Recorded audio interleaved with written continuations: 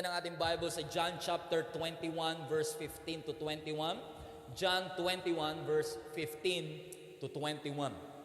Sabi rito, when they finished eating, Jesus asked Simon Peter, "Simon, son of John, do you love me more than this?"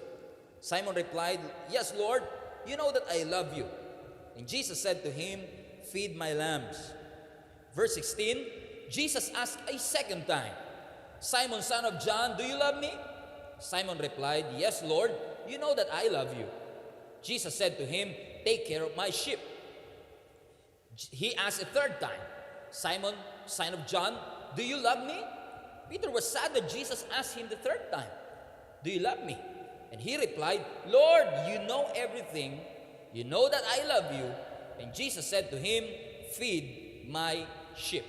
I assure you that when you were younger, you tied your own belt and walked around wherever you wanted. When you grow old, you will stretch out your hands, and another will tie your belt and lead you where you don't want to go." He said this to show the kind of death by which Peter would glorify God. And after saying this, Jesus said to Peter, "Follow me." Jesus and the disciple whom he loved, that's interesting, Peter turned around and saw the disciple whom Jesus loved. Sino nga po yung disciple whom Jesus loved? Si John. Mapapansin nyo, nakasulat din sa John. So si John lang nagtatawag nun sa kanyang sarili. Amen. The disciple whom Jesus loved, amen, following them, this was the one who had leaned against Jesus at the meal, who asked him, "Lord, who is going to betray you?" Verse 21, when Peter saw this disciple, he said to Jesus, when Peter saw the disciple whom Jesus loved, amen? Just to recap this, sinabi ng Panginoong Yesus kung anong klaseng kamatayan magkakaroon si Peter. Sabi ng Panginoon kay Peter, your hands will be stretched. In other words, you will be crucified. And that's a sad news for Peter, right? Masamang balita na sabihan ka ng Diyos kung paano ka mamamatay. Tama ba, mga kapatid? Pero this verse 21 is interesting kasi ang sabi ng verse 21, nung nakita ni Peter si John, ang sabi niya kay Jesus, siya, Lord, what about him? In other words, siya, paano naman siya mamamatay? Kung ako kukrucify, siya paano? Sana mas malala. And then verse 22, Jesus replied, "If I want him to remain until I come," in other words, kung ayaw ko siyang mamatay, kung hindi ko siya papatayin, what difference does that make to you? In other words, sa version ko, anong paki mo?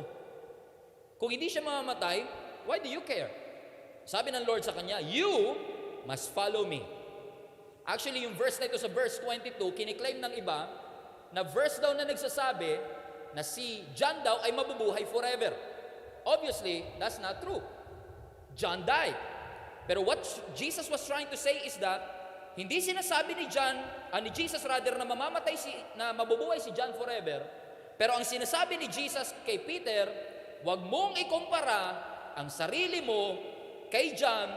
Ang gawin mo, sumunod ka lang sa akin. Huwag mong pakialaman kung paano siya mamamatay, basta ikaw, sumunod ka lang sa akin.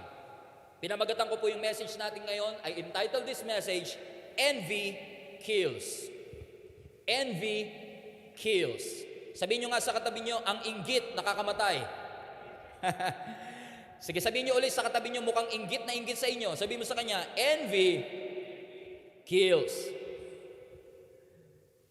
When somebody got a favor, when somebody got a blessing, kapag ang isang tao nakaka-receive ng pagpapala, may bagong bagay, may bagong kotse, may bagong trabaho, may bagong posisyon, lahat ng bago ay may potential for comparison. Kapag nakakita at nakakuha ng bagong blessing ang kapitbahay, potential yan para i-compare mo ang sarili mo sa iba.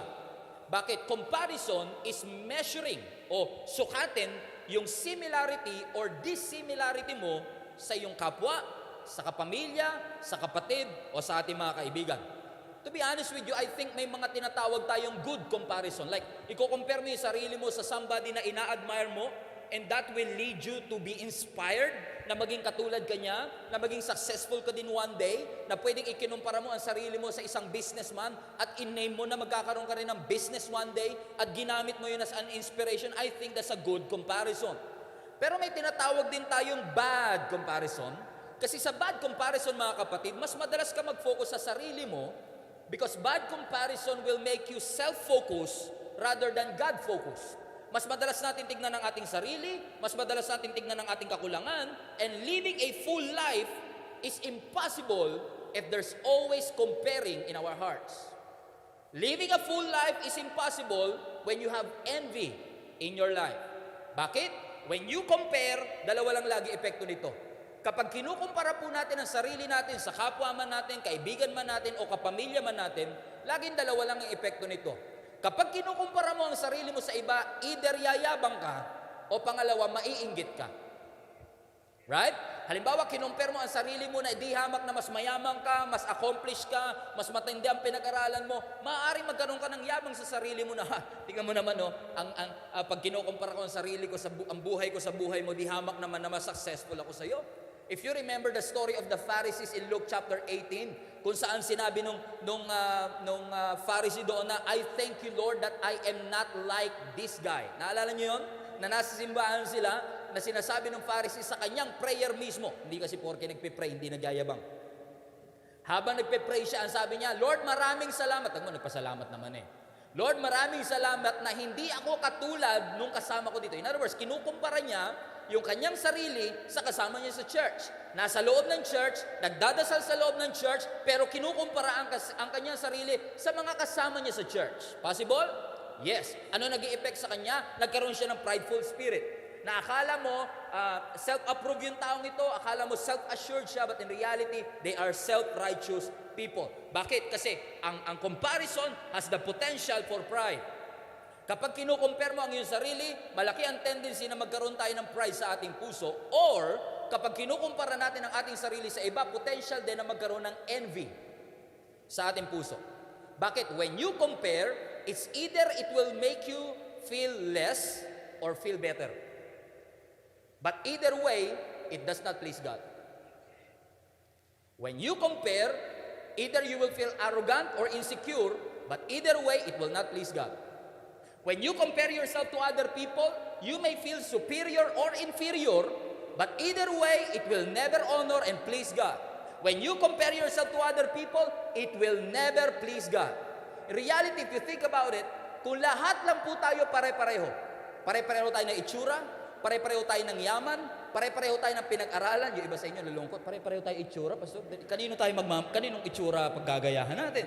Okay? Pare-pareho tayo ng itsura, pare-pareho tayo ng yaman, pare-pareho tayo ng talino. Kapag lahat tayo pare-pareho, walang potensyal ang yabang. Kanino mo i-compare ang sarili mo kung lahat tayo pare-pareho? But in reality, we are not all the same. The start of comparison is the end of contentment. When you start comparing, nawawalan ng satisfaction and contentment mo sa iyong buhay. Bakit? Bakit lagi na lang sila nakakakuha ng accomplishment? Bakit parang sila na lang lagi ang may bagong TV? Bakit parang sila na lang lagi ang may nakakakuha ng maraming atensyon? Bakit parang mas pinagpala yung kapitbahay ko, kaibigan ko, kesa sa akin? Parang tingin ko I'm not great enough. Parang feeling ko I'm not experienced enough. Parang feeling ko I'm not educated enough. Parang feeling ko I'm not cute enough. If you think about it, mga kapatid, that's ridiculous. You know why? Nakikipagkompetensya ka sa mga taong hindi naman nakikipagkompetensya sa iyo. That's interesting, isn't it? Why is it na nakikipagkompetensya tayo sa mga kaibigan natin, hindi naman tayo kinukompetensya? Naghahamon tayo ng gulo at away. Paibig ba, porke ba bumili sila ng TV, nagpapasikat na sa atin? Porke ba bumili sila ng washing machine na front load? Ibig sabihin, kailangan natin i-despise yung washing machine natin? It doesn't make sense, isn't it? Kaya nga ito sa John chapter 21, mga kapatid, to give you a context, si Jesus Christ rose again from the dead. Si Peter, alam natin, nagkasala sa Panginoon, ni-restore siya ng Panginoon, na sabi ng Lord sa kanya, do you love me?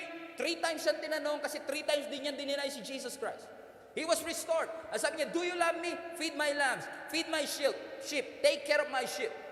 And sabi ng Panginoon, after siyang i-assure, amen, after niyang i-assure si Jesus na mahal niya ang ating Panginoong Yesus, ang sabi ng Lord sa kanya, okay, ganito ka mamamatay. What a shift. Pagkatapos kang i-assure na mahal mo ba ako? Yes, Lord. Mahal mo ba ako? Yes, Lord. Mahal mo ba? Ito naman si Lord. Oo nga, mahal nga kita. Okay, ganito ka mamamatay. Wow. Ang saya. Ang sabi ni Jesus Christ sa kanya, ganito ka mamamatay, you will stretch your hand, you will be crucified. And we know the story, si Peter was crucified upside down. That's how he died. And then kung ikaw si Peter, Obviously, that is a bad news for you. Kaka-assure ko lang sa iyo, Lord, na mahal kita, tapos biglang ikukwento mo sa akin kung paano ako mamamatay. Huwag mo nalang kwento. Di ba? Mas okay pa, huwag mo nalang ikwento sa akin kung paano ako mamamatay. Pero since nasabi na ng ating Panginoong Yesus, and since alam niya na kung paano siya mamamatay, wala siya nagawa, kundi ang sabi niya, well, Lord, etong si John, kanya paano? No, hindi ko alam sa inyo mga kapatid, hindi ko kilala si John tsaka si Peter, hindi ko alam ang mukha nila, hindi ko alam yung nangyari sa senaryo na yun. Kasi kung nandun ako noon, multo na ako ngayon. 2,000 years ago pa yun eh. Right? Buti na lang wala ako doon. Thank God. I'm real. Pero I can sense, nararamdaman ko na para bagang, hindi naman siguro malala, pero parang may competition between Peter and John. Kasi of all the disciples out there, bakit si John? Ay, sinabi ng Lord kay Peter, ganito ka mamamatay. Lord, alam ko na, tanggap ko na, okay. Pero siya paano? Yung parang sinabi ng teacher mo sa thesis na bagsak ka. Yung ka-group ko, bagsak din. Pag bagsak lahat, masaya ka na rin eh. Right? Parang gano'n. Parang kung ikaw lang yung bagsak sa buong grupo, ayoko na, pero kung buong grupo kayo bagsak, okay lang. At least pag sinabi mo sa nanay mo, Nay, bagsak ako, pero yung first honor nga namin, bagsak din. Kaya okay lang yun, Nay. Huwag mo na ako asahan ng mga ganyan-ganyan. Di ba? Yung mga alam mo yun. Tapos yung intro mo pa, Nay, yung first honor namin, bagsak. Talaga, grabe. Ako nga rin bagsak. So, alam mo na yun, Nay. So, sinabi ng Lord kay Peter, ganito ka mamamatay, this is how your life will end. Sabi ni Peter, what about him? Sabi ng Lord sa kanila, sabi ng Lord kay Peter, well, in essence, I'm paraphrasing, huwag mo na siya intindihin. You follow me. In other words, wala tayong pakialam po ano yung destiny ng ating mga kasama, ka-churchmate, o kasama mo as a disciple. Because I want you to follow me. I want you to feed the sheep. I want you to take care of the sheep. I want you to follow me. And that's an order. And God wants you and me to focus on our lane. God wants us to stop comparing ourselves with other people. And with the social media age that we have right now, it's very easy to compare ourselves with others. Pag post mo ng ulam mo, may magpo-post na mas masarap na ulam sa'yo. Pag nag-post ka ng bagong damit mo, may magpo-post na mas magandang damit kesa sa'yo. Naintindihan niyo mga kapatid? So anong gagawin natin? I-delete natin ang Facebook natin? Of course not. Amen. But sometimes mga kapatid, kung ano yung lagi nating nakikita, I have this principle, your foundation is your conversation. Kung ano yung foundation mo, yung lagi mo sinasabi. Amen? And if you always, in Facebook kunwari, and you are tempted to compare yourself with other people, ano yung mga kapatid, delikado ito because comparison is a doorway for envy. Kapag kinukompare mo ang sarili mo, comparison is the doorway to envy. Pumapasok ang inggit pag nagsimula kang mag-compare. Ang pang-10 utos ng ating Panginoon, thou shall not covet. Huwag kang mag-iinggit ng pag-aari ng iba, cattle ng iba, o even asawa ng iba. Hindi mo dapat kinakainggitan. In other words, you shall not kamad. Sa Hebrew word, you shall not kamad. Imagine niyo ito mga kapatid, if you review the 10 commandments, lahat ng commandments na siyam is about committing.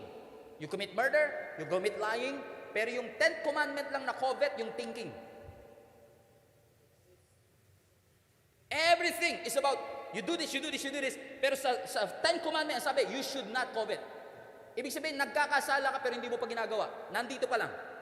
Iniisip mo pa lang. Pinagnanasaan mo pa lang. Bakit nga ba ayaw ng Panginoon na tayo ay naiinggit? At bakit nga ba walang nag-amen at walang gustong umamin na may inggit sila sa katawan? You know why? Because nakaka-humiliate na masabihan kang inggitera. Nakaka-humiliate.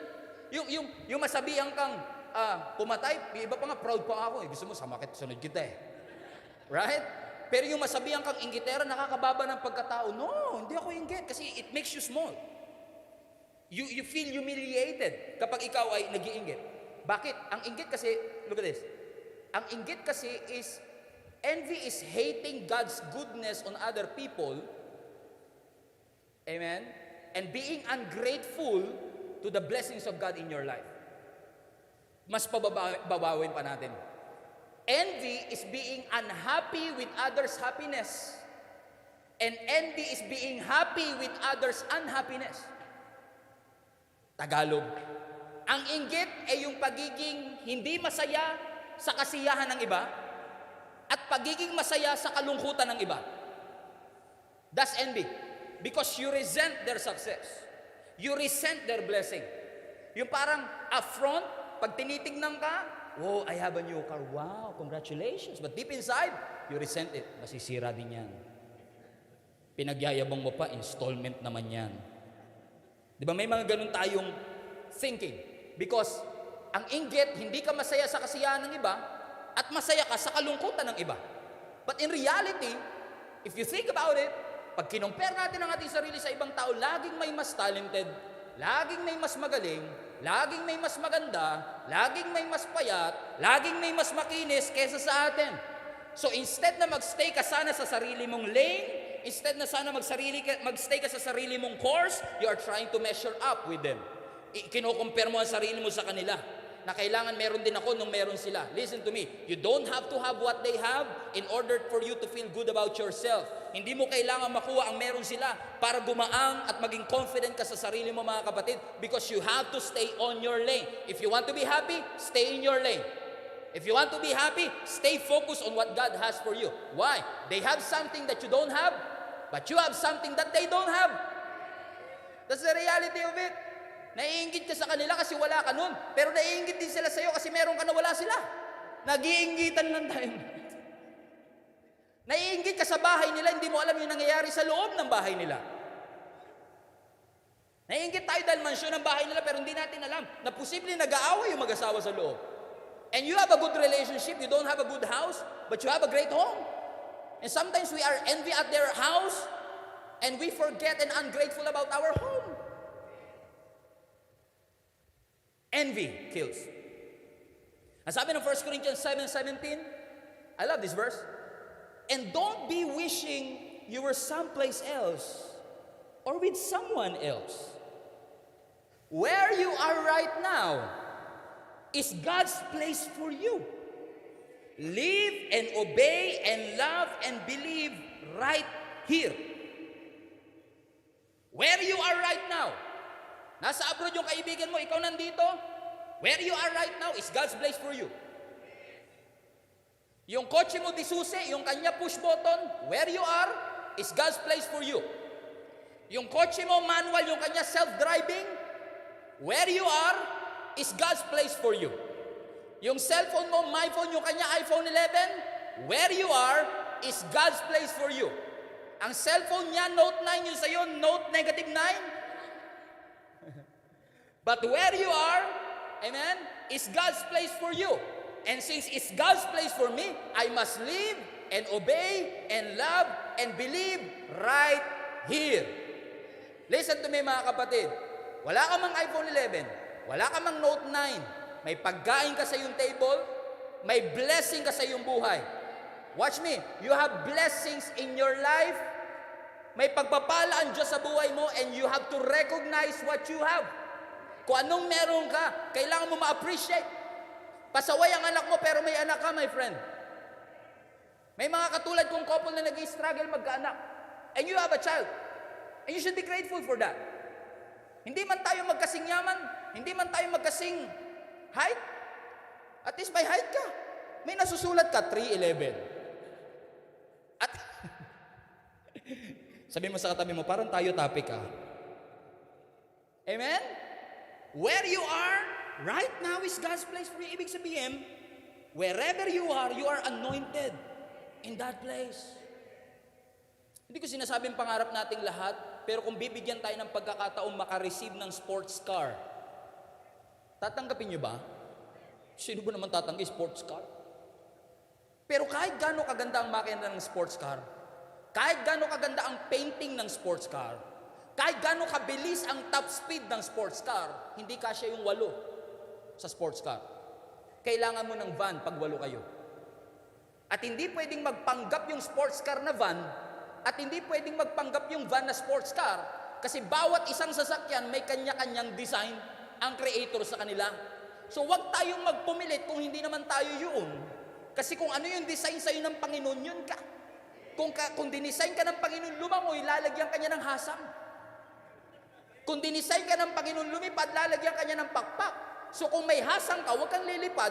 At kung may pagpak ka, huwag kang lalangoy. Kahit gaano kabilis yung eroplano mo, mas mabilis ako sa iyo pag nasa monumento tayo. Bike lang akin yan, ha? Why? Lahat may design. Kahit gaano kabilis ang makina ng barko, lagay mo siya dyan sa monumento circle, di andar yan.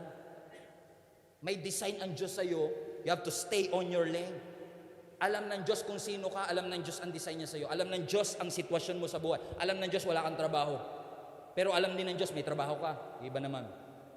Alam ng Diyos na meron kang irresponsible partner. Alam din ng Diyos na mabuti ang napang-asawa mo. Alam ng Diyos ang sitwasyon natin. Alam ng Diyos na tayo ay nagtatrabaho. Alam ng Diyos na nahihirapan ka magbayad ng bills mo.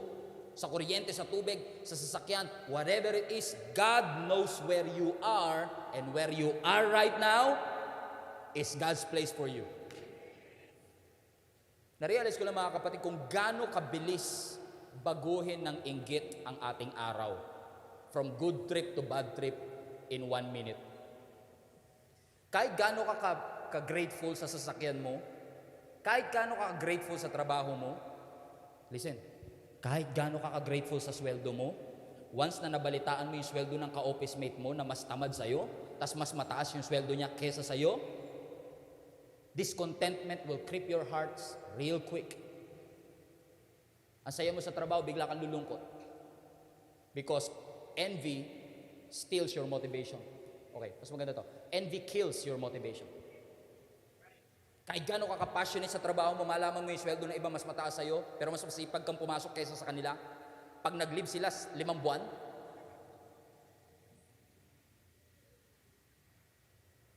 tapos ikaw 5 oras ka nga lang magpaalam, ayaw ka papaya. Half day lang, boss. Ayaw kang payagan. Tignan nyo, ang discontent will come real quick. Amen? Sabi mo sa katabi mo, don't compare. People may appear that they have it all together. Parang they were very successful. They have everything in their life, but we don't know their struggle. We don't know the brokenness. Listen to me mga kapatid, especially if you are a Christian, you cannot follow God genuinely and faithfully if you always compare yourself with others. Mahirap sumunod sa Diyos kapag lagi mong kinukumpare ang sarili mo sa iba. You cannot win that way. Mahirap tumakbo sa race na lagi ka nakatingin sa kaliwa at kanan. Madadapa ka. Kung nasa lane 5 ka, magstay ka sa lane 5. Huwag ka pumunta sa lane 6. Kasi pagka natakbuhan mo yung lane 6, pagdating mo sa finish line, ibang pangalan ang tatawagin. Iba nakaregister dun. Lane 5 ka lang eh. You cannot win that way. You are running a race. If you're always envious, kung lagi kang mainggitin, lagi mong kinukumpare ang sarili mo sa iba, amen? You are running a race that you can never win. Can never win that race. You have to run your race. I remember David. Si David was a successful guy. He did an heroic act by defeating Goliath, and we still study that story today. But do you know mga kapatid na even si David na napaka-successful ay nag-struggle dahil may mga taong nainggit sa kanya. And even the king of that nation itself, amen, was envious about him. Actually, in 1 Samuel 18, I want you to follow this story. And sabi dito sa 1 Samuel 18, verse 5 to 9, whatever Saul asked David to do, David did it successfully. Look at this, ha? So Saul, watch this, made him a commander over the men of war. Sino nag-promote? Si Saul. Sino si Saul? Siya ang king. Okay? Saul made him a commander, an appointment that was welcomed by the people. Ibig sabihin, lahat ng tao agree. Next, and Saul's officers alike, pati yung mga opisyal ni Saul, agree. He was loved by people. Amen.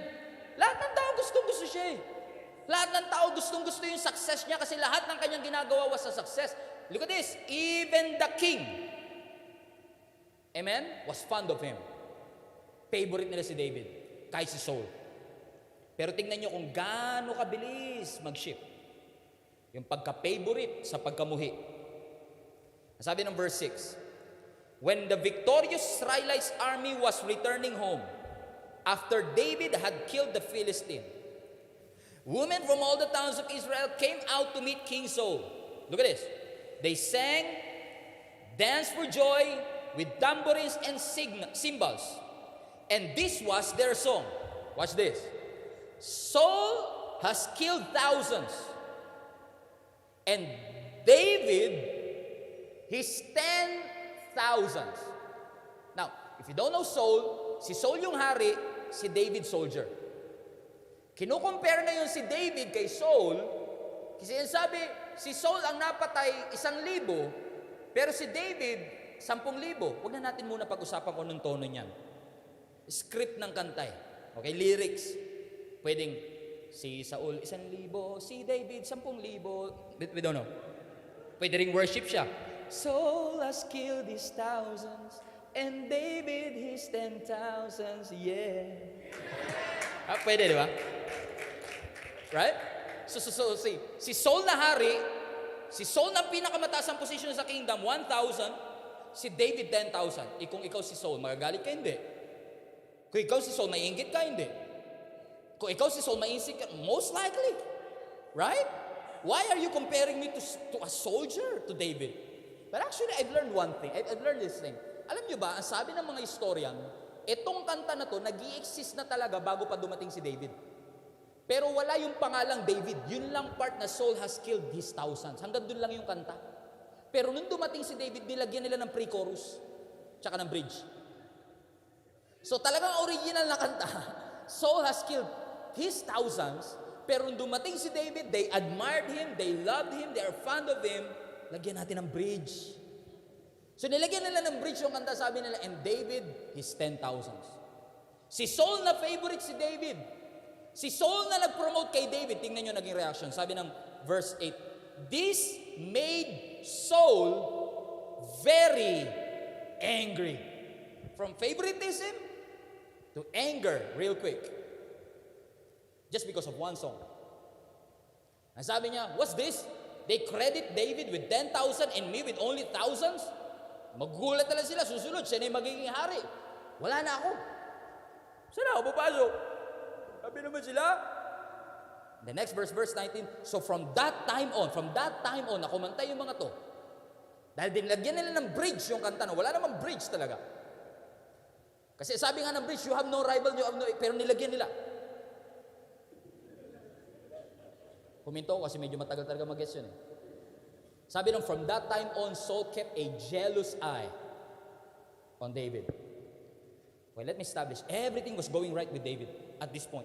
Everything was right. He did an heroic act. Amen? Malapit na siya ikasal dun sa princess na regalo niya dun sa pagkapatay niya kay Goliath. He made a new friend, Jonathan. Everything was going right. People loved him. People are fond of him. Favorite siya ng lahat, si David. But because of one song, kaya mga kapatid, tip ko lang, mag-ingat kayo kapag lahat ng nangyayari sa buhay niyo success. Kasi success breeds jealousy. Kapag successful ang isang tao, malamang pinagseselosan din ng ibang tao. Pag successful ang isang tao, malamang kinaiinggitan din ng ibang tao. Anong kaibahan ng inggit sa selos? Yung selos, ayaw mong ibigay yung bagay na nasa iyo na natatakot kang mawala yung posisyon mo. Kaya ka nagsiselos sa iba, kasi yung posisyon mo bilang asawa ay natitreaten ng ibang babae. Kaya ka nagsiselos. Yung posisyon mo eh. Pero sa envy, wala ka pa sa posisyon, hinahangad mo na yun. Yung wala ka, yun yung ginugusto mo. And sabi rito, simula nung pangyayari na yun, si Saul ay naging jealous kay David, and look what happened. Alam niyo kung ano nangyari? He tried to kill David, and for 10 years si David naglalagi sa disyerto, running for his life. Saan namatay si Saul? Sa desert. Wow. Envy destroys the relationship. Ang ganda ng relationship nila eh. But because of envy, because of inggit, it destroys the relationship. You know what? One thing I realized, envy leads to other sinful thoughts. Actually, mga kapatid, okay, Tagalogin ko ha. Yung inggit, maraming kaibigan yan. At pag yung inggit pinapasok mo sa bahay mo, i-invite mo yung marami niyang kaibigan. Pala kaibigan yan eh. Friendly yan si envy. Pag si envy pinapasok mo, siya na mismo ang magbubukas ng pinto para sa ibang kaibigang kasalanan para makapasok sa buhay mo. Alam mo, pag meron ng isang tao at may inggit ka na sa puso mo, madali na pumasok sa ibang kasalanan. Pag may magnanakaw na sa loob ng bahay mo, bubuksan na lang from inside. At hanggat nandun sila sa loob ng bahay mo, nanakawan at nanakawan kanila. At hanggat yung envy nasa puso natin, mga kapatid, nanakawan at nanakawan tayo. Don't give Satan a foothold. Amen? Because envy will destroy the relationship. Tignan nyo ha, Kapag ang isang tao inggit, number one, pumapangit. Magka-rhyme yan, inggit, pangit. Pangalawa, ang inggit, nagkakasakit. Inggit, sakit. Rhyme din yan. Pansin nyo yung mga taong inggitero, yun din madalas magkasakit. Yung mga taong naiinggit, yun din yung mga laging pumapangit. Huwag kang titingin sa katabi mo. Baka isipin niya siya eh. Pag inggit ang isang tao, nabubulag din. Hindi mo na makita ang kabutihan ng kapwa mo kasi naiinggit ka sa kanya. Kasi lagi mong kinukumpare ang sarili mo sa kanya. Wala ka nang makitang tama sa lahat ng ginagawa niya kahit ang daming tamang ginagawa niya. Sinisiraan mo yung mga taong kinakainggitan mo, pero hindi mo alam, ikaw talaga yung sinisira ng sarili mong kainggitan. Akala natin, sinisira natin sila, ginagawan natin sila ng kwento kasi naiinggit tayo sa kanila. But in reality, sarili po natin ang ating sinisira. Because envy suffocates your soul. Mawawala ng breathing room. Alam mo, na-realize ko lang, kung si Saul na hari, in-acknowledge niya lang, ay, gifted tong batang to ah. Malaki matutulong nito sa kingdom. At hindi siya nainggit, iba siguro takbo ng storya. Kung si Saul sana naging secure siya sa posisyon niya, na sinabi niya na, kung talagang gusto ko ng Panginoon dito sa pagiging hari ko, kahit sino hindi ako kayang paalisin, kung naging secure lang siya at hindi siya na-threatened, na baka palitan siya ni David, baka naging iba ang takbo ng storya. Right? Ibig sabihin mga kapatid, pwede mong baguhin ang takbo ng storya mo. Kung babaguhin lang natin ang laman ng ating puso. As I've said, many of us will never admit that we have envy in our hearts, pero kailangan natin mag-heart check. I-check natin ang ating puso. Baka meron na dyan paunti-unting comparison, paunti-unting inggit mga kapatid. And as long as you keep on feeding that envy, lalaki ng lalaki yan, nagpapakain ka ng halimaw sa iyong puso na balang araw kakain din sa iyo. Ang solusyon, you have to embrace your limitations. Hindi ka ganun katangkad. Hindi ka man ganun kaganda. Hindi ka man ganun kapayat. Hallelujah. Say amen. Hindi ka man ganun katalino, hindi ka man ganun kabilis magdesisyon, hindi man ganun kaganda ang drawing mo. But where you are, God placed you in that position. Embrace it. Kasi in reality, tulad ko, kaya ako nabanggit yung pagdodrawing, yan talaga frustration ko. Pangarap kong magpinta. Hindi ako pinangarap ng pinta. Totoo lang. Magdodrawing nga lang ng bahay, alam niyo yung drawing na bahay na may bundok, tas clouds, grass, basic. Yun lang kaya ko eh. At dahil drawing ko baka malagay sa museum eh. Hallelujah, praise God. Yan talaga, hindi ako marunong mag-drawing, right? Amen? Kaya ko mag-drawing pero hindi maganda. If you know what I mean. So, kung papangarapin ko magkaroon ng pagdodrawing, let's say, gusto mag-drawing kasi gusto ko maging sikat na fine arts. Artist. Fine artist. Gusto ko maging artist one day. Okay? Pag ako naging artist one day, mafe-feed ko yung ego ko. Mafulfill yung dreams ko. Pero yung pagtawag ng Diyos sa akin, hindi ko magagawa. Because I was designed a different way. I'm not a painter, but I am a preacher. I can paint a preaching. Amen? I can put colors on it. But I was not designed to paint these things. Kasi pag pinilit ko maging painter, mapufulfill yung ego ko, magiging masaya ako, kunwari. Pero yung pagtawag ng Lord, hindi ko mapufulfill. And I will live in constant struggle every single day. Kasi hindi naman talaga ako yun. And you know what? Kung pipilitin mong maging iba na hindi naman talaga ikaw, you'll be in constant struggle. Sinabi ko nga sa inyo, di ba? Kung lahat tayo pare-pareho, wala na magiging proud. Kasi lahat tayo pare-pareho. Pero hindi tayo dinisign ng Panginoon na gano'n eh. Kaya ang sabi ng writer ng Hebrews, run your race, the race that God has set before you. Kung ano yung nilaan at piniprepare ng Panginoon na race for you, yun po ang ating takbuhan. Paano natin gagawin yun? By looking unto Jesus. Not looking at your competition, but looking unto Jesus, the author and the finisher of our faith. Sabi mo sa katabi mo, stop comparing. Look at this verse in 2 Corinthians 10:12. It's not wise to compare. Sabi rito, we do not dare to classify or compare ourselves with some who commend themselves. Look at this. When they measure themselves by themselves and compare themselves with themselves, hallelujah, they are not wise. If you keep on comparing yourself with themselves, sabi dito, You're not wise. In other words, huwag mo i-compare yung season 1 mo sa season 10 ng iba. May kanya-kanya tayong season. May kanya-kanya tayong oras, mga kapatid. To be honest with you, mga kapatid, kung papapiliin ako ng Panginoon mag-paint o mag-preaching, siguro I don't mind preaching. I've been doing this for more than 5 years already, weekly. Amen. Kinakabahan pa rin. Amen. May dependence pa rin. Kailangan ko pa rin ng Panginoon, but I don't mind doing it. Because I believe that God called me to do this. Agree? Pero once natatayo ka at natatakot ka sa expectation ng ibang tao, natatakot ka sa sasabihin ng ibang tao, you have to check your motivation, I have to check my motivation, and we all have to check our motivation. Kanino nga ba natin talaga ito ginagawa? Because at the end of the day, I'm not performing. I have one of the most humbling job in the world, and that is to preach the gospel. Amen? Obviously, mas magagaling na pastor compared to me. Obviously, mas magagaling na communicator compared to me. But you know what? I have to stay on my lane. I don't have to perform because I need God to do what I cannot do.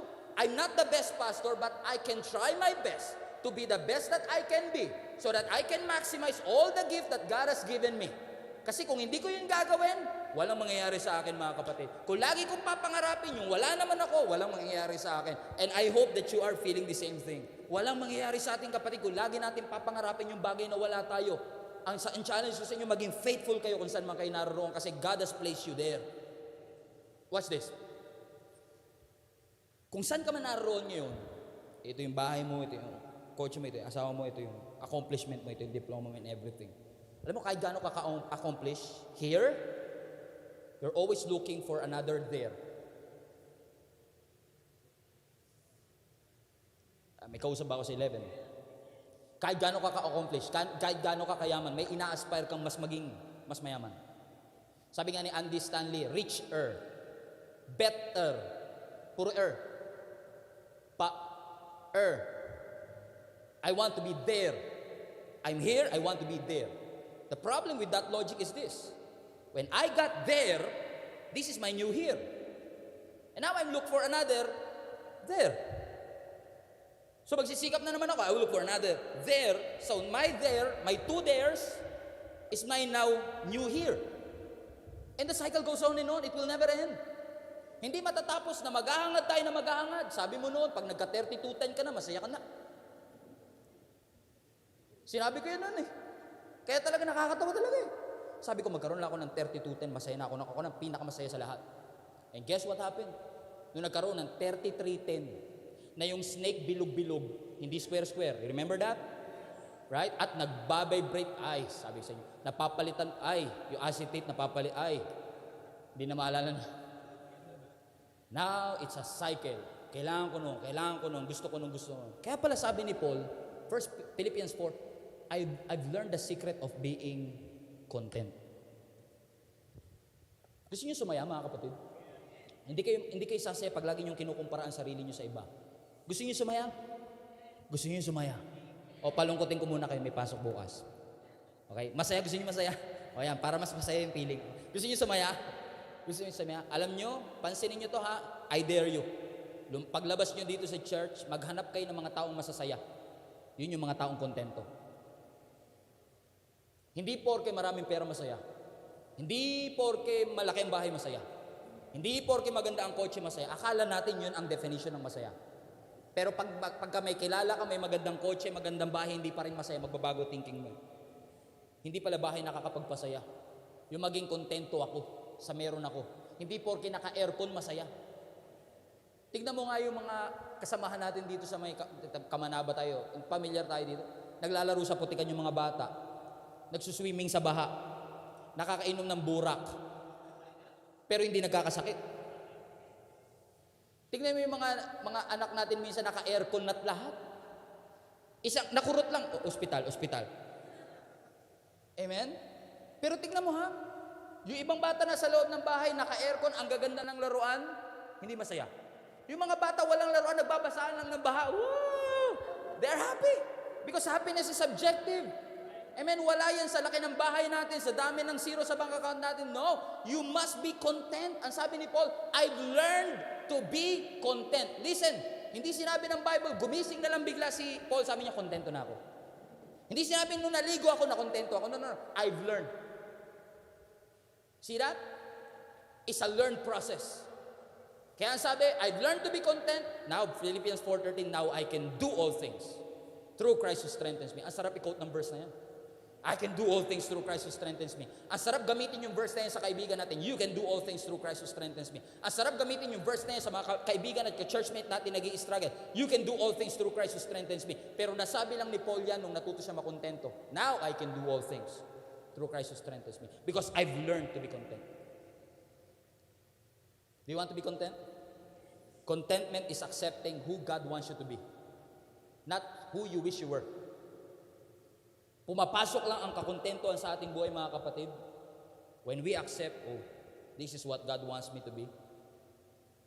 And when you accept who God wants you to be, you'll start to be grateful. Magiging mapagpasalamat ka sa Panginoon. And the only way for us to be sincerely grateful to God is when we realize who we are and what we are. Then you will be grateful to Him. Amen? I want to challenge you. Stop comparing. Stop comparing. Envy kills. Sabi ng Proverbs, envy rots the bones. Amen? Envy kills. And you can kill with envy. And you can kill yourself with envy. Stop comparing. Envy kills. God has placed you where you are right now. God has a purpose in your life. Do you agree, mga kapatid? Are you following me? Now, do I give you enough reason to stop comparing? Will you stop comparing? Mamaya, pagdating nyo sa chowking, pagdating nyo sa lunch, kunwari, uy, dun, sarap na kinakain nila. Sa atin, ito ah. Stop comparing. Amen. Just be happy and be grateful for what you have. Stop comparing. Gusto nyo mahinto ang pagko-compare? Actually, I've been asking that question for many days already. Lord, paano nga ba namin mahihinto ang pagko-compare? Lord, paano nga ba namin mahihinto ang pagko-compare? And next week, sasabihin ko po sa inyo kung paano. Thank you and goodbye. God bless. Do you want to know how to stop comparing? Okay. In order for you to stop an envious life and comparing yourself with other people, the solution is very simple. Realize that you are unique. Comparing will destroy your uniqueness. Okay. Kung yung kasama mo, ginagaya mo, pag naging katulad mo siya, hindi ka na unique. At hindi na rin siya unique. Right? Because you're trying to be Him. So yung ikaw talaga, hindi na talaga ikaw yun. Mga kapatid, there is something that God has placed in your life. May nilagay ang Panginoon sa iyong buhay na gift, na talent, na skills, na plan, na goals. At lahat ng iyon, hindi matutupad, magiging limited if you always compare yourself with other people. Let us learn to celebrate each other's success. Let us learn to celebrate and thank God for everything that He has done. Amen? Kahit ano pa yan. I like to be vulnerable with you. Kami ni Jenny, we all know, you know our story. We've been struggling na magkaroon pa ng anak. And we believe that God always has the right time. We are not desperate, but we are trusting God for His timing. Do you agree? Ginagawa namin assignment namin. We're trying. If you know what I mean. Or you don't know what I mean. Right? We're trying. Amen? Alam niyo yung kapatid ko, si Larry yung pangalawa sa akin, kinasal nung March. Mahigit isang buwan, nabuntis na kagad yung kanyang asawa. Kami, we've been waiting for 7 years. Sila mabilis lang. So makakatulong ba sa akin kung, Lord, mas spiritual ako dyan sa kapatid ko.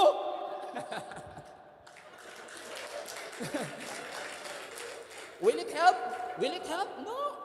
I must learn to celebrate his success kasi hindi porke nagkaanak siya, hindi ko naman anak yun eh. Yung sa akin darating yun.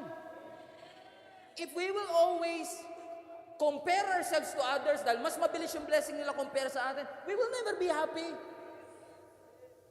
Ano yung porke? Hindi ko lalike yung mga post ito. Hindi ko pupuso ang mga post ito. Akala mo ay, sabi ko sa iyo, promise. It's not helping you, kapatid.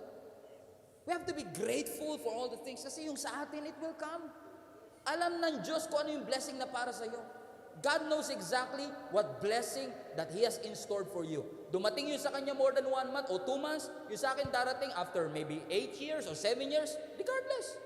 May purpose ang Panginoon kung bakit. Maybe this year, maybe early next year, maybe next year. Who knows? Sabi nga ni Jenny sa akin one time, paano pag di na tayo magkaanak? So what? If that is, kung yun talaga, nahirapan eh, teka lang, tagalogin ko lang. Kung yun talaga muna eh. At gusto ng Panginoon eh. Now, do I believe na magkakaroon kami ng sarili namin biological na anak? Of course I am. Of course I believe that to happen. Of course, naniniwala kami na sa sinapupunan talaga mismo ni Jenny darating yung baby namin na paparating. Pero hindi naman pinangako ng Panginoon kung kailan eh. Bakit ko pipiliting mag-jacket kapag summer at magsando kapag winter? Seasons rule. Kung ano yung season na meron ka, maging faithful ka dun sa season na meron ka. Kasi kung hindi ka faithful sa season na meron ka, ang dami mong nasasayang na oras, kapatid. Kakainggit dun sa season ng iba. Pagdating ng dulo, ikaw yung miserable at ikaw yung kawawa. Kasi hindi ka naging masaya sa buhay mo. Dahil lang hindi tayo marunong maging masaya sa buhay ng ibang tao. No. Envy will kill you. Envy will kill your emotion. Sa mga nag-chess, tandaan niyo to ha. Yung pawn tsaka yung king, isang box lang pinaglalagyan yan. Lahat tayo pantay-pantay. Sa harap ng ating Panginoon, if you want to be happy, you have to destroy the envy that is in your heart. Pastor, bakit naman kasi mga hinihiling ko hindi pa pinagkakaloob ng Panginoon? Bakit nga ba yung hinihiling namin hindi pa pinagkakaloob ng Panginoon? May purpose ang Diyos. May timing ang Panginoon. Or posible rin na maaaring iba ang motibo natin. Na kaya gusto natin magkaroon ng bahay para pasikatan yung ibang bahay. Na kaya gusto natin magkaroon ng sariling TV para pasikatan yung kanila. Yung inyo, yung sa amin smart TV, sa inyo Bobo TV.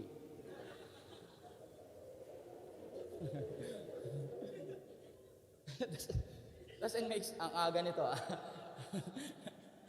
Doesn't make sense. Amen? Look at this. James 4:2. Sabi dito sabihin James 4:2. I will end with this.